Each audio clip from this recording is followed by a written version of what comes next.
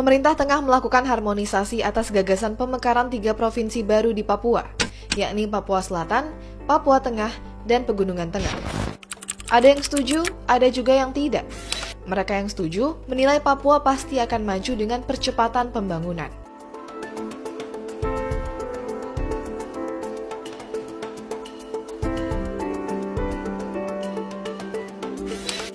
Sementara yang tidak setuju, MRP misalnya, curiga dengan niat pemerintah pusat. Menurutnya, Papua tidak memenuhi syarat kepadatan penduduk untuk dimekarkan.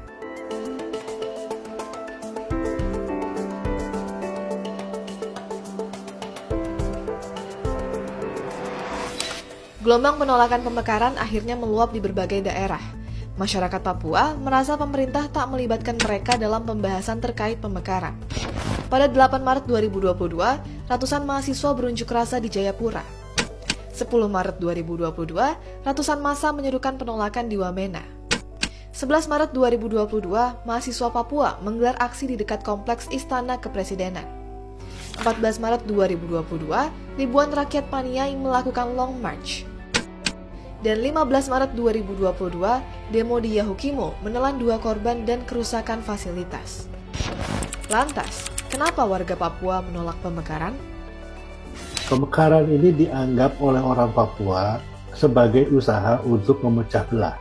Jadi sejak 2001 kemarin, ketika Undang-Undang Otonomi Khusus diundangkan, itu banyak sekali uang dialirkan ke Papua. Dan tidak semua uang itu hilang begitu saja, tetapi menciptakan satu kelas elit baru di Papua. Dan banyak sekali dari elit-elit ini, elit-elit lokal ini yang diuntungkan oleh otonomi khusus menjadi kaya raya, tidak ada accountability, tidak ada satupun elit Papua yang ditangkap oleh KPK misalnya. Itulah yang menyebabkan mengapa di bawah itu sangat kuat arus untuk menolak pemekaran. Pemekaran juga dinilai bisa menimbulkan problem yang meminggirkan masyarakat asli Papua. Sama seperti program transmigrasi pada masa lalu, pemekaran jadi kendaraan bagi pendatang baru dan makin memperparah dominasi mereka di sana. Faktanya, ada lebih banyak penduduk non-Papua dibandingkan penduduk asli Papua. Karena di kalangan Papua, itu kuat sekali sentimen bahwa ini semua infrastruktur jalan dan lain sebagainya itu bukan untuk orang Papua. Dan memang iya. Pasar dibangun, orang Papua akan berjualan di jalan, sementara orang-orang pendatang yang menguasai semua distribusi, karena orang Papua tidak bisa masuk ke situ, ke rantai distribusi ekonomi itu. Migrasi itu menjadi masalah yang sangat besar di Papua, dan itu tidak mau diakui oleh pemerintah, dan memang tidak harus diakui karena memang tujuan politik dari pemerintah adalah mengisi orang, memasukkan orang dari luar karena ini wilayah Indonesia. Itu memang belum meledak menjadi satu masalah. Di masa depan saya kira itu akan menjadi masalah yang sangat serius.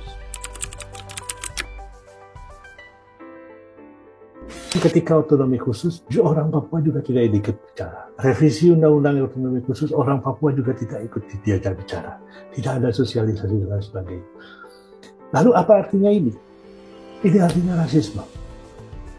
Plain and simple, dan mereka tahu persis. Orang Papua itu tahu persis bahwa mereka itu dipandang rendah, dibedakan dari orang Indonesia, dianggap tidak mampu, dan tidak diajak bicara untuk urusan mereka sendiri. Ketika saya berkeliling di Papua, orang-orang mulai bertanya, kenapa dong pemerintah Indonesia itu mau bicara dengan orang Aceh? Ya, kami sama-sama juga manusia, toh. Ya, kenapa kami tidak pernah diajak bicara? Penyelesaiannya adalah bicara dengan orang Papua, duduk sejajar, perlakukan mereka sebagai manusia. Yang dibutuhkan adalah penyelesaian seperti Aceh. Aceh selesai. Karena dianggap mereka terus kemudian sekarang, ya sudah, kami berdaulat sebagai orang Aceh di dalam Indonesia. Kenapa kita tidak bisa melakukan yang sama terhadap Papua?